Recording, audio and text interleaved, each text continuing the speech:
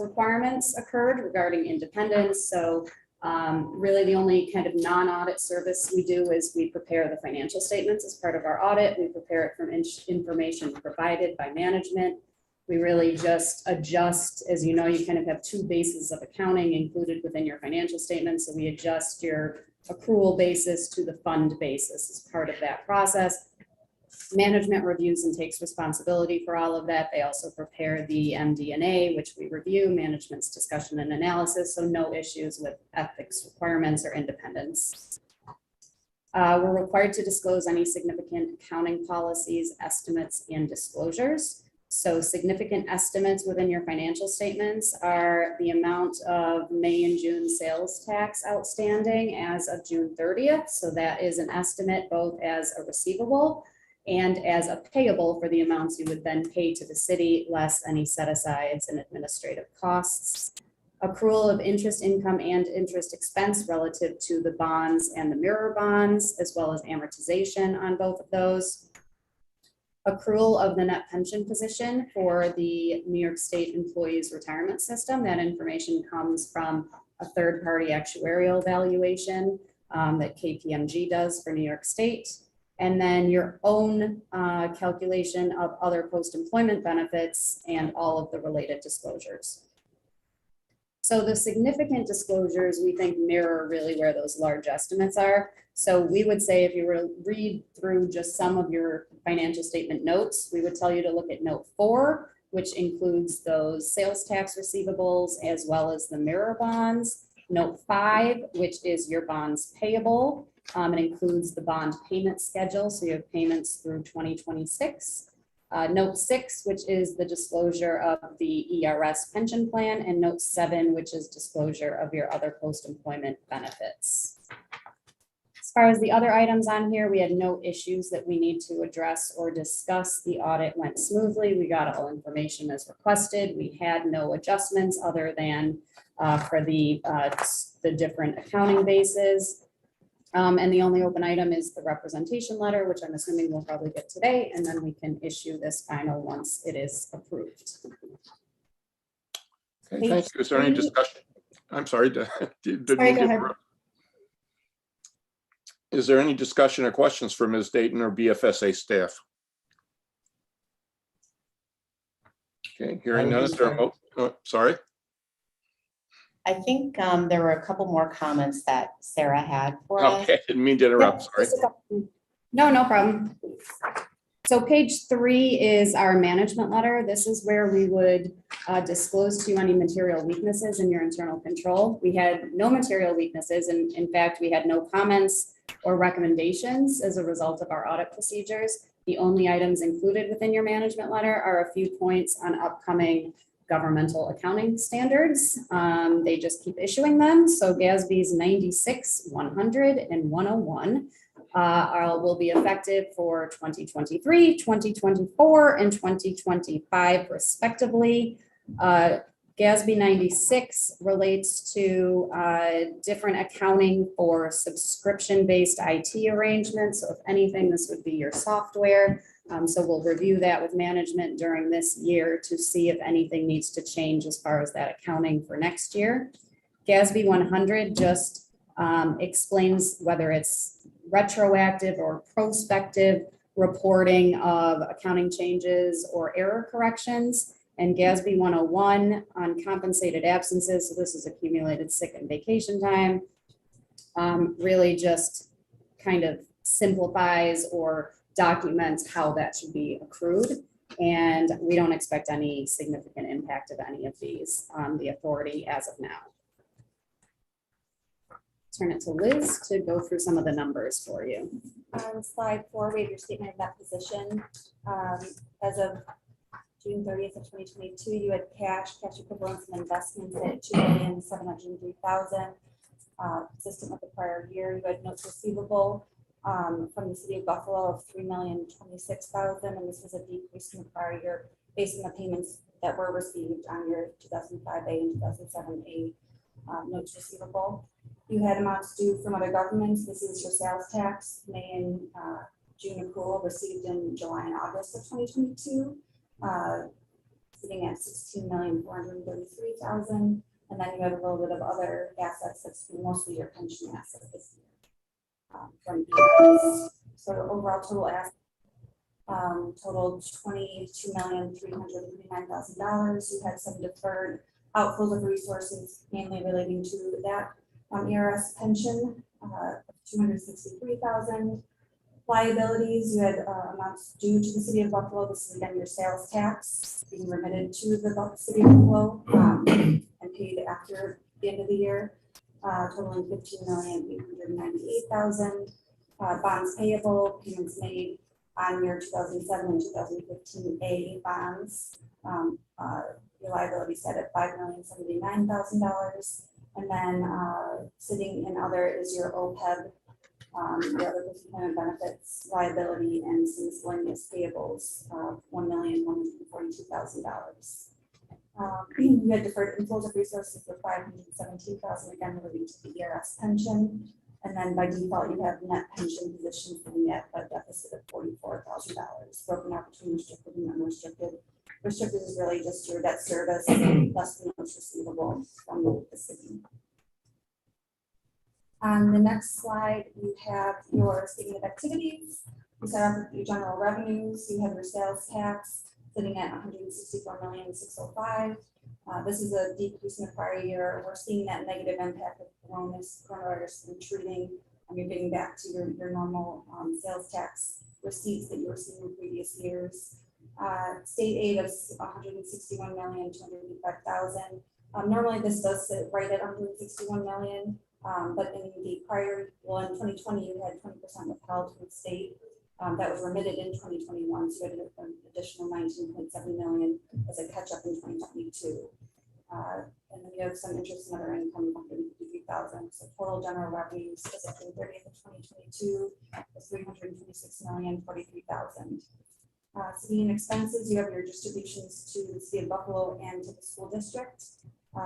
Within that $268 million, you have $104.8 million of sales tax and another $163.7 of state aid being remitted to the city, and then to the school district, you have $56,939,000 of sales tax payments.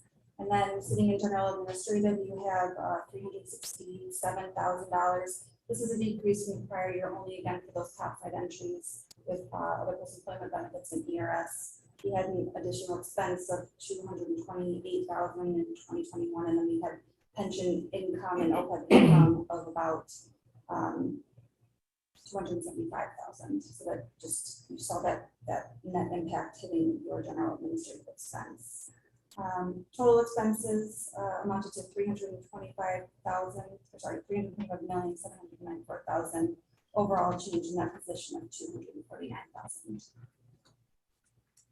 Questions? Yeah, I have a question. I'm looking at the draft of the balance sheet here. Yep. I'm looking at a number of $558,000 in unassigned fund balance. Why would the BFSA have an unassigned fund balance? So And why wouldn't that money be turned back over to the city? I think it's just the net balance of what's been held for administrative costs that is sitting available as of June 30th. So a timing, I believe, between what has been held from amounts collected for sales tax not yet remitted to the city. Okay, but at some point, will this Yeah. number be reduced, or a portion of which would be remitted back to the city? Ultimately, yes, anything not used for Anything not administrative used. costs. And administrative costs are such as Salaries, the pension contributions, audit fees, legal fees. Okay. Yep. Okay, but at some point, after those expenses are paid off, the money does get remitted back to the city or the appropriate entity? We maintain a like a certain compensating balance, so to speak, so that we don't incur bank fees that we spoke to the controller's office with. So we work together. Is with that based them. on a percentage? Is there, what would be the, like you said, it's based on what as a threshold, or, you know, you think is significant enough to It used to be that there was a certain dollar amount that was given to us, but then the bank sold, it went to another bank, and then went to another bank. So now our representative just waives our fee for us. So we've actually reduced the amount that we've been holding over time so that more of it has gone back to the city.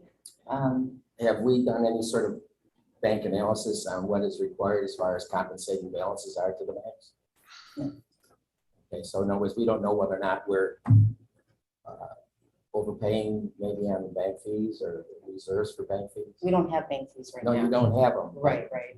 I was just wondering if there's calculation as to whether they're being overcompensated in balances as opposed to maybe bank fees. Not recently, but I can tell you a couple years ago, we had an analysis performed where they gave us, based on what the current interest rate environment was at that time, what the balance of cash we'd have to hold on to and what we would earn as what the break even was between that and the bank fees. Sure. And it was significantly lower. So the arrangement the way it was. So we are holding less cash and they're continuing to waive our bank fees. Okay, I just wanted to make sure that we're Yeah. not overcompensating the bank for their service fees. Absolutely. I feel confident that we're not, but we could always revisit the conversation.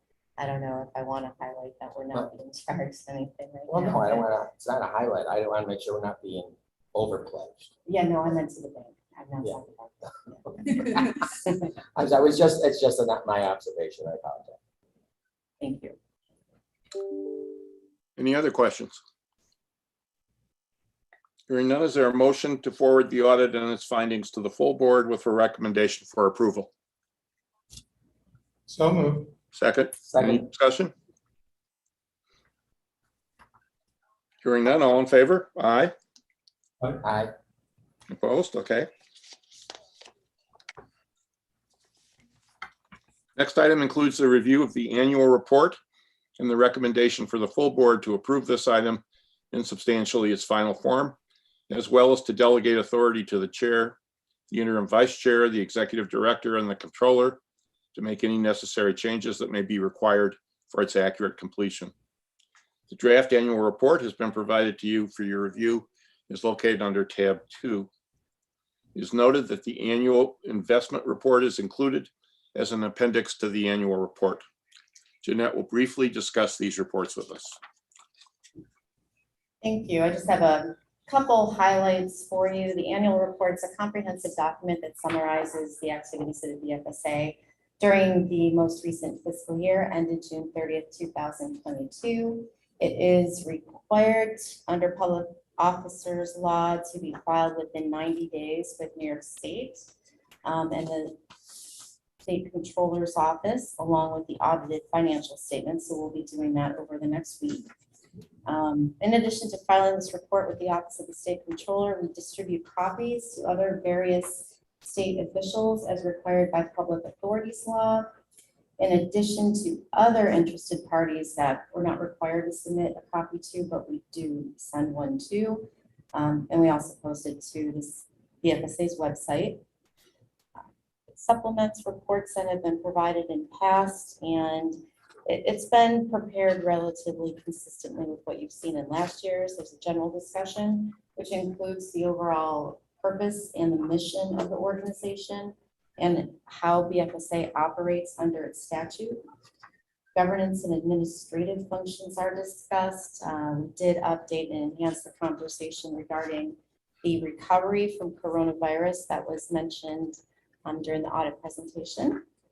Additionally, there is an in memoriam dedicated to Mr. James McGavin for the service that he provided, not only to us, but also to the entire region through all his public service. The second main area of the report is the summary of accomplishments, and this provides the performance measurements over the last year. It includes a broad discussion of key economic and financial statistics that reflect the progress of the city and the covered organizations, as well as some of the challenges that are currently faced by these organizations. A discussion of the financial planning process as representing the core of BFSA's financial oversight is included, along with a summary of the work conducted by BFSA on that oversight. We include a high-level description of the various reports that were issued or discussed, or verbal reports that were made during the meetings. Any responses received from the covered organizations or the city would be included in this area. We had a total of 36 reports over the last year. Other fiscal monitoring is discussed, which includes monitoring workforce trends. We discussed the summary of the financing framework. As we've discussed in many meetings, we have a enhanced credit rating than the city just due to the way we are established with the direct intercept of state aid and sales tax. And finally, a cumulative financial impact summary of the BFSA is included. The estimate from BFSA direct actions, and most of this would have been while the board was in a control period, is $315.6 million. Significantly, $240 million of this represents the estimated savings to the city and covered organizations that was provided during the wage freeze, which provided the organizations a reset period. Financial plan actions through the control period totaled just under $145 million, with the total impact to date of $460.4 million. The third section provides the final BFSA reports on our review and analysis of the financial plans and budgets of the city and the covered organizations. And as a pursuant to a recommendation that we received from legal counsel last year, the investment report has been added as an appendix to the annual report. It includes the list of cash and investments of $2.7 million. That's based on fair value. Total investment earnings for the year was just under $70,000 on a modified accrual basis. And they are transferred twice a year to the city. No investment fees or commissions were paid. And there's a disclosure of trustee fees, which is the Bank of New York, and that was $6,356. Any questions on the annual report? No. So lots of coverage. A lot to cover. Yes. Interesting background reading. Good job, staff, everybody. Chair Olson, Okay, is there a motion to accept the annual report as presented to us in substantially its final form, to delegate authority to the BFSA chair, the interim vice chair, the executive director, and the controller to make any necessary changes that may be required for its accurate completion? so moved. Second, any discussion or questions? Hearing none, all in favor, aye? Aye, Aye. okay. Final item of business is to extend the contract with PFM Financial Advisors for a one-year period from October 1st, 2022 through September 30th, 2023. PFMFA has served as the financial advisor to the BFSA since the period that BFSA issued debt on behalf of the city and retains the historical knowledge related to these complex transactions. PFM has agreed to maintain hourly rates consistent with last year. Copy of a letter confirming the terms and the accompanying draft resolution has been provided under tab 2 of your board book. Is there a motion to engage PFM for a one-year period as discussed? So moved. Second. Any discussion or questions? Okay, hearing none, all in favor? Oh, no. Pardon? Not- Oh, yeah. That's okay. Don't worry about it. Opposed? Okay, is there any new business to address? Hearing none, this concludes this meeting of the Audit, Budget and Finance Committee of the Buffalo Fiscal Stability Authority. Is there a motion to adjourn? Thank you, Nils.